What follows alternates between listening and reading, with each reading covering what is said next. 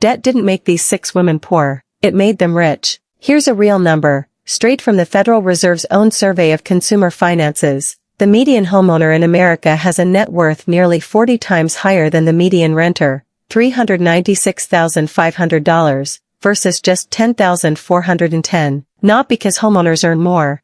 Because of one financial tool most people are taught to avoid, debt. We're breaking down exactly how, in a minute. Right now, though, you're probably lying in bed at 11:47 at night, phone 6 inches from your face, opening your banking app for the 4th time today. Not because anything changed, but because you just needed to check. Student loan balance sitting there. Credit card statement that closed yesterday. That tight little knot in your chest, like you're somehow failing at being an adult, just because those numbers exist. Here's the thing though, and I need you to actually sit with this for a second. Being scared of debt isn't the same thing as being smart about it. Those are 2 completely different skills. That homeownership gap isn't rare, and it isn't luck. The Federal Reserve has tracked it widening for over 3 decades now, and it shows up consistently between people who strategically use certain kinds of debt and people who avoid all debt entirely, even at similar income levels. Same starting line, wildly different outcome, purely based on how debt was used along the way. Here's exactly how that plays out, but first, before we get into the content of this video, I want to note that all information in this video is for educational and entertainment purposes only and should not be considered financial advice. Always consult with a qualified professional before making any decisions regarding your money. Now, let's get into the video. My name is Emma, and I spend way too much time thinking about money and why women in particular get left out of, or underserved by, traditional financial advice. If any part of this video helps you look at your own debt differently by the end, do me a favor and hit subscribe. It genuinely helps this channel keep making content like this for you. Okay, let's actually pivot into it, because I think you're going to want to hear this. So here's the false story we've all been told. Basically since birth, debt bad, no debt good. Snowball it, avalanche it, cut up the cards, live on rice and beans until it's gone. And look, for high interest, no strategy debt? That advice isn't wrong. It's incomplete. It treats every dollar of debt like the same enemy, when debt is really just a tool, neutral. It's what you do with it that makes it dangerous or powerful. Think of it like fire. Fire in your fireplace, warming your house?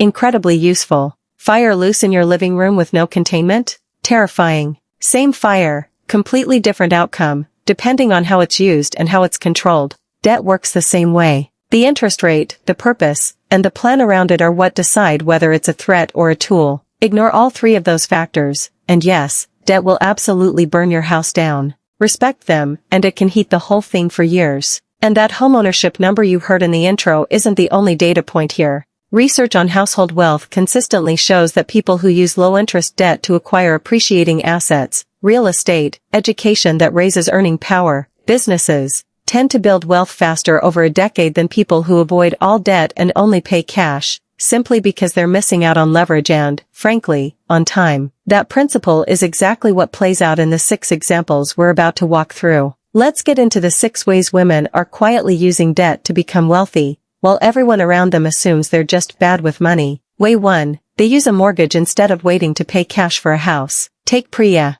31 years old, $60,000 saved, and 2 paths in front of her. Path 1. Keep saving another 6 or 7 years to buy a $400,000 house in cash. Path 2. Put 20% down now, take a mortgage, and move in this year. She took the mortgage. Let's actually run both versions of Priya side by side. Cash Priya spends the next 7 years renting at roughly $1,500 a month. That's over $126,000 gone, with zero equity to show for it, before she even starts saving for the house. Mortgage Priya, meanwhile, moves in immediately, and every single monthly payment she makes is partially building equity in an asset that's also appreciating on its own, typically averaging somewhere in the 3 to 5% range annually. 10 years in, Mortgage Priya could easily be sitting on $200,000 or more in home equity, while Cash Priya is still catching up on savings she spent the first 7 years rebuilding. The mortgage wasn't the risky move.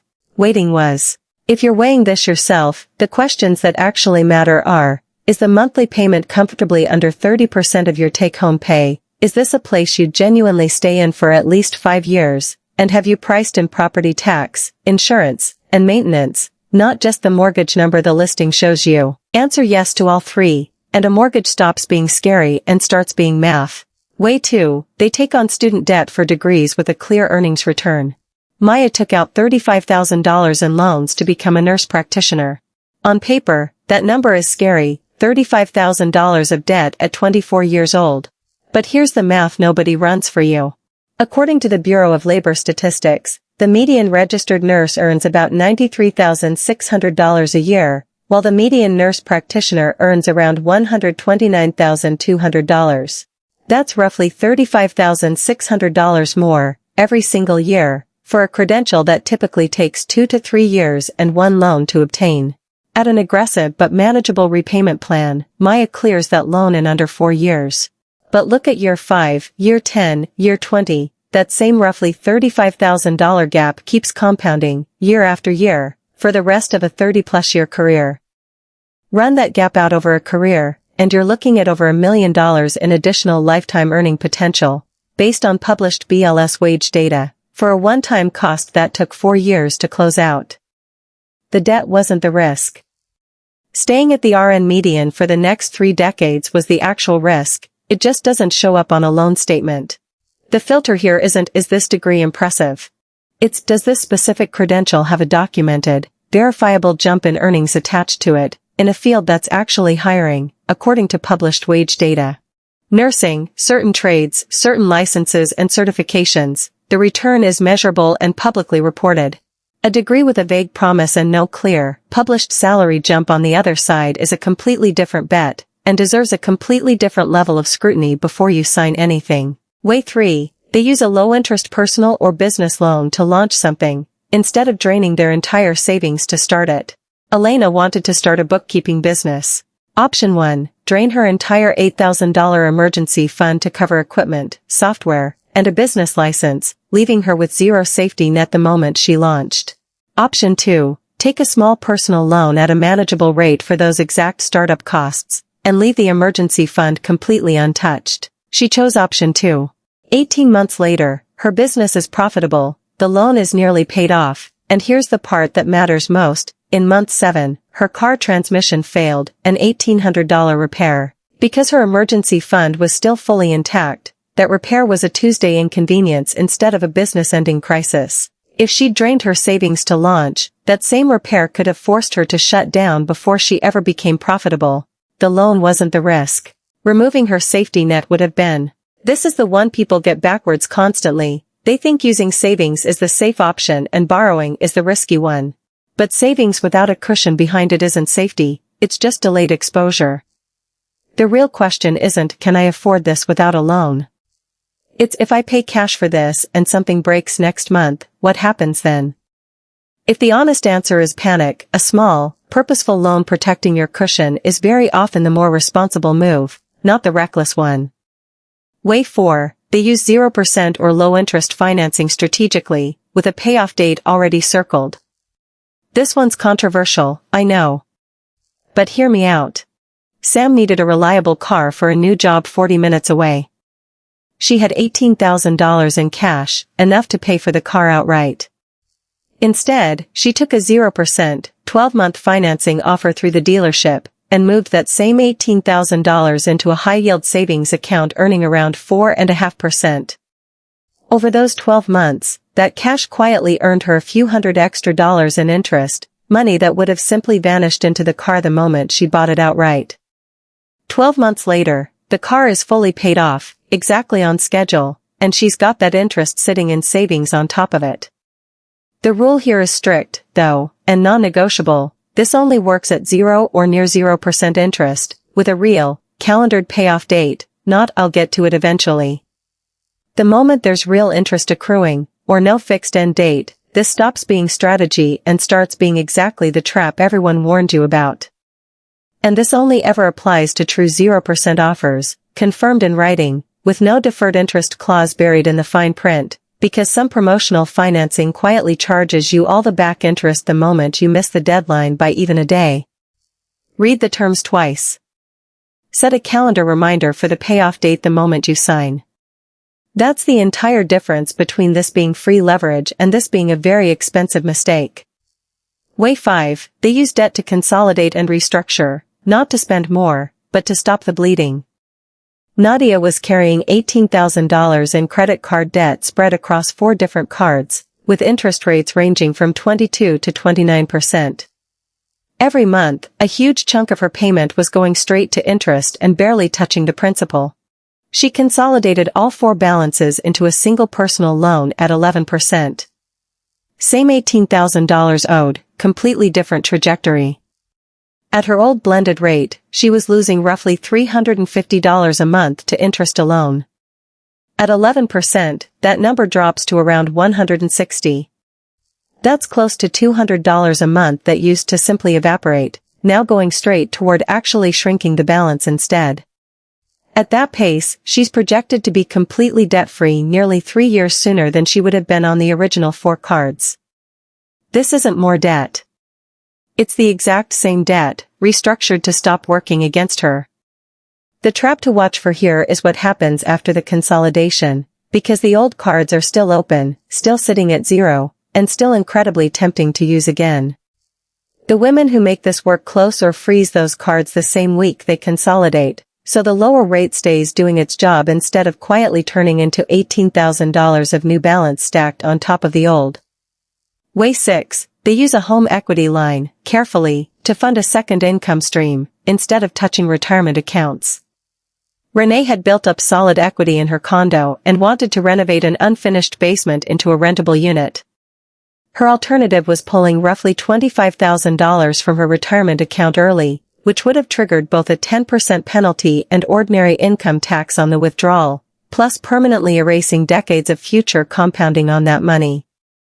Instead, she opened a home equity line at a reasonable rate and used it to fund the renovation.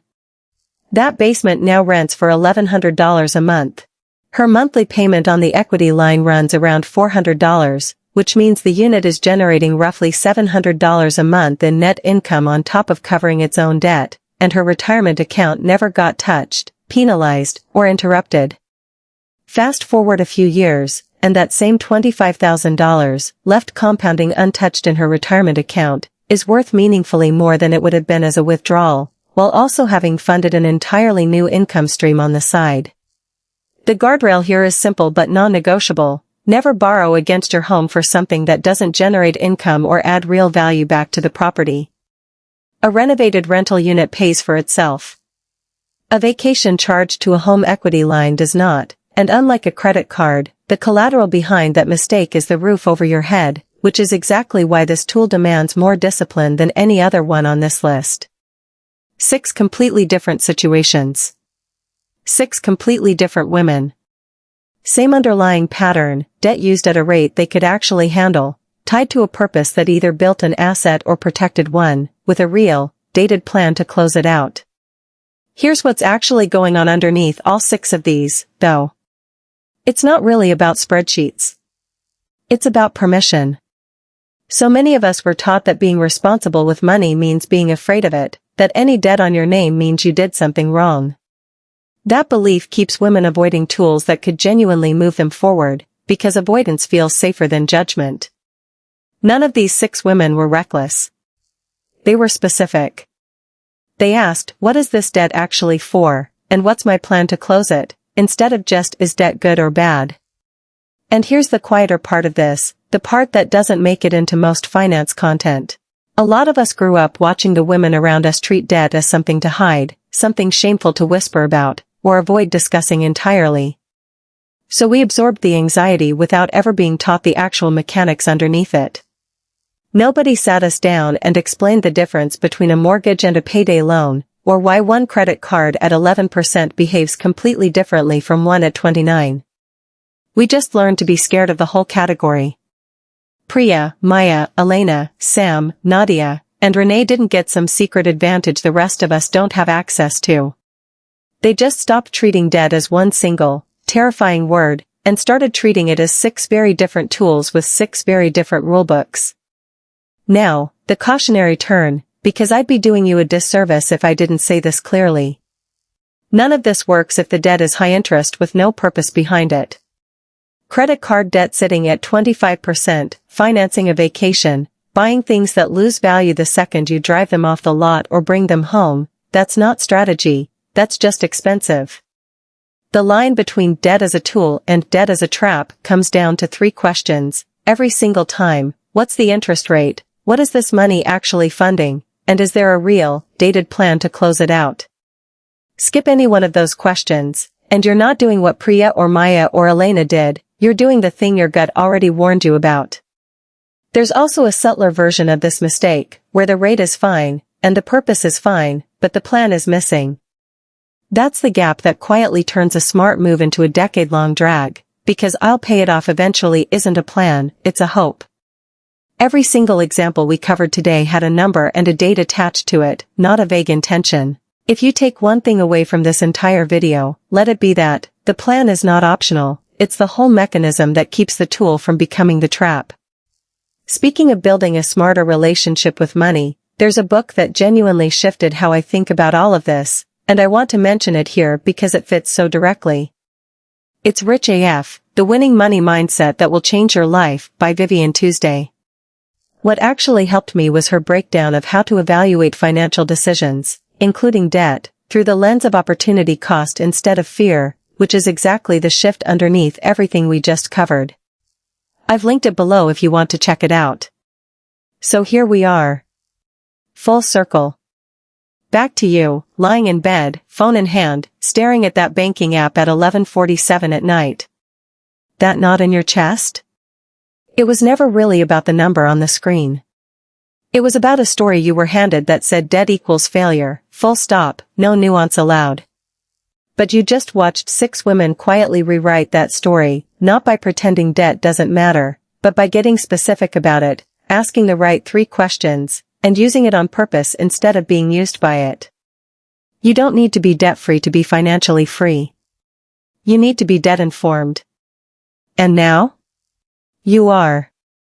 So the next time you catch yourself at 11:47 at night, staring at that app, spiraling over a balance, pause, and actually ask the 3 questions instead of just absorbing the shame.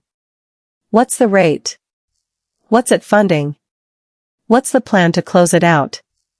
9 times out of 10, that question alone will tell you whether you're looking at a problem or a tool you just haven't learned to use yet. If this shifted anything for you, subscribe, and I'll see you in the next one.